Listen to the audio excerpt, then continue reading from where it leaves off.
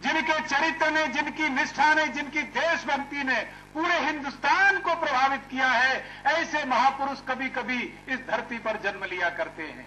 भारत मां के महान लाल और देश की आशा आदरणीय आडवाणी जी हमारे बीच में उपस्थित हैं। जहां भी गए हैं अध्यक्ष के रूप में, नेता के रूप में, सफलता के बाद असफलता का शब्द उनकी कुंडली में नहीं लिखा। आ रहे हैं आपको साहस बढ़ाने के लिए। मैं प्रार्थना करता हूं आए और ब्रजवासियों के सामने अपनी बात रखें। बहुत बहुत धन्यवाद।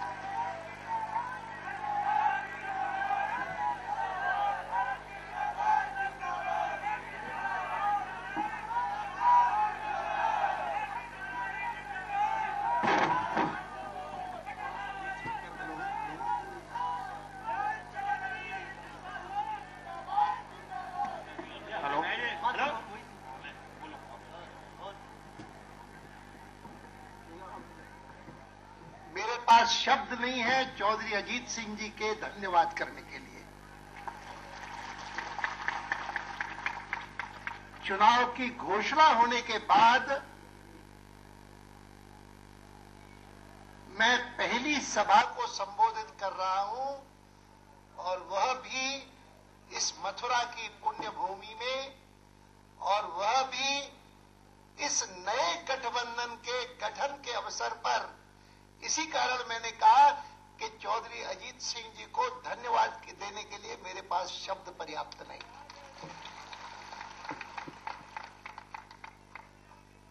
और यह मंच ऐसा है कि जिसमें ये तीनों जो चित्र यहां पर लगे हुए हैं, वे राजनीति को सही दिशा में किन किन का मार्गदर्शन ले जा सकता है, इसका नमूना प्रस्तुत करते हैं। पार्टी के मेरे अध्यक्ष राजनाथ सिंह जी ने कहा यह रैली नहीं है, रैला है। संख्या के हिसाब से प्रभावी है, लेकिन संख्या से भी अधिक प्रभावी यहां का वातावरण है।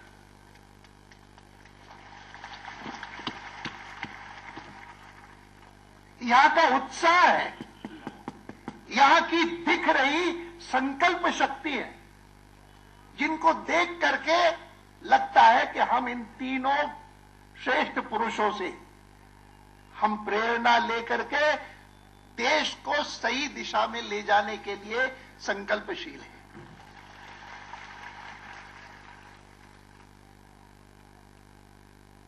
सही कहा अजीत सिंह जी ने कि जब भी बीजेपी और लोकदल साथ साथ आए, और पहली बार आए तो चौधरी चरण सिंह जी की प्रेरणा से आए। उस समय हमारी पार्टी छोटी पार्टी थी, हमारे नेता भी आयु में कम थे, लेकिन चौधरी साहब से प्रेरणा प्राप्त करके हम मिल करके आगे बढ़े। और अगर कांग्रेस पार्टी जो 1947 से लेकर के लगातार छाई हुई थी देश की राजनीति पर, उसका ये आधिपत्य अगर किसी ने तोड़ा तो पहली बार चौधरी चरण सिंह जी और भारतीय जनसंघ के मेल ने तोड़ा।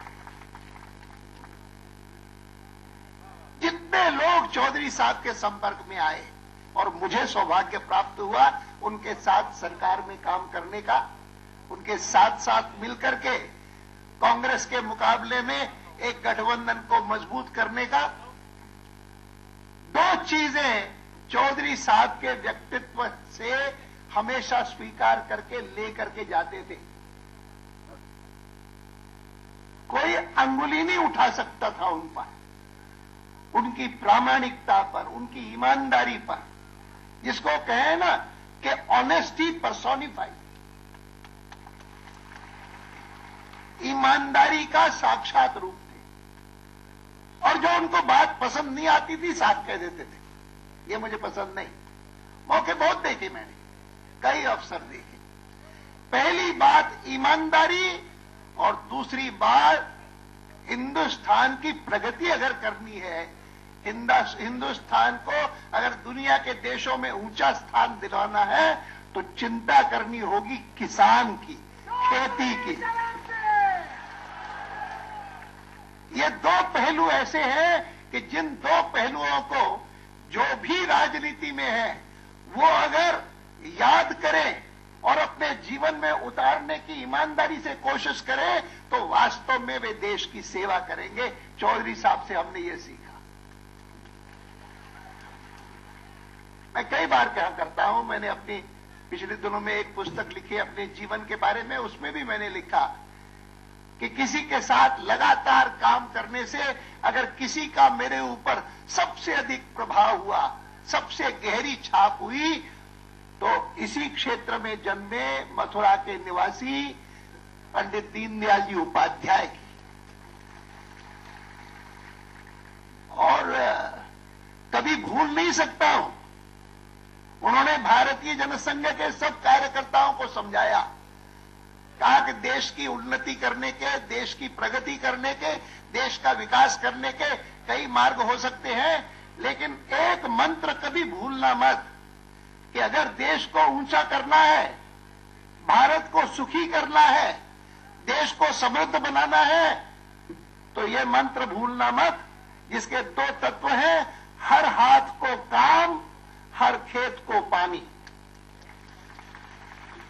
हर हाथ को काम, कोई व्यक्ति बिना रोजगार के न हो, और हर खेत को पानी, कोई किसान ऐसा न हो कि जिसको अपने खेत के लिए पानी का अभाव हो। यह दो चीजें जो सरकार कर पाएगी, जो पार्टी कर पाएगी, जिस पार्टी की नीतियां देश को दे पाएंगी, वह देश की उन्नति करेगी। और जहां तक अटल बिहारी वाजपेयी जी का सवाल है, यहां पर बैठे हुए लोगों ने प्रत्यक्ष देखा है कि किस प्रकार से उन्होंने देश की उन्नति की। राजनाथ जी ने वर्णन किया आपके सामने कि महंगाई को किस प्रकार से रोके रखा, कारगिल का युद्ध हुआ तो उसमें कैसे विजय प्राप्त की, और सरकार बनी 19 मार्च 1998 को 2 महीने भी बीतने नहीं दिए और भारत को पोखरण में अणु विस्फोट करवा करके दुनिया के देशों में भारत का नाम ऊंचा किया। आप कल्पना नहीं कर सकते, मैं उस समय सरकार में था, इतने हजारों टेलीग्राम, हजारों मैसेजेस, संदेश इतने दुनिया भर के आए, विशेषकर बाहर रहने वाले लोग। वो कहते थे कि अचानक एक दिन के अंदर अंदर 11 मई को पोखरण का विस्फोट हुआ और अगले ही दिन मैं अगर अमेरिका में रहता था, मैं अगर अफ्रीका में रहता था, मैं अगर जापान में रहता था, तो देखता था कि चारों ओर जो लोग थे, जो पहले भारत को बहुत ऐसे ही करके देखते थे, हे भाव से देखते थे, हर एक इज्जत के साथ देखने लगा। मुझे लोगों ने लिखा कि हमको कभी कभी ऐसा लगता था कि एक दिन में जैसे मानो मेरा अपना कद वो 6 इंच बढ़ गया है। हर एक इज्जत के साथ देखता था। ये सारी चीजें अनुभव की हमने,